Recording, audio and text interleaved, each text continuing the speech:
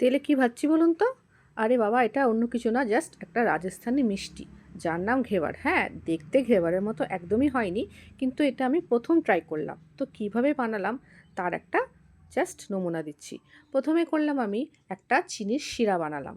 তারপরে নিলাম আমি ঘি।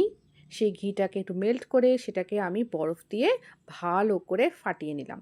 এতে কি হলো, ঘিটা জমাট বেঁধে গেল, একদম সাদা ক্রিমের মতন হয়ে গেল। এরপর আমি ঠান্ডা দুধ আর ময়দা দিলাম, ১ কাপ ময়দা দিলাম এবং ঠান্ডা দুধ আর ঠান্ডা জল, সব একদম ঠান্ডা দিতে হবে। দিয়ে তেলটা গরম করলাম, কিন্তু খুব গরম হবে না, মানে গরম হবে কিন্তু কোনো ধোঁয়া উঠবে না। এরকম গরম তেলে ওপর থেকে এটা ছড়াতে হবে। ছড়িয়ে ছড়িয়ে সুন্দর একটা গোল আকার ধারণ করতে হবে, যেটা আমার একদমই হয়নি। দিয়ে শিরাটা ওপর দিয়ে ছড়িয়ে দিলাম। তৈরি হয়ে গেল ঘেবার। খেতে কিন্তু ফাটাফাটি হয়েছিল। দেখতে অতটা ভালো না হলেও খেতে কিন্তু দারুণ ছিল।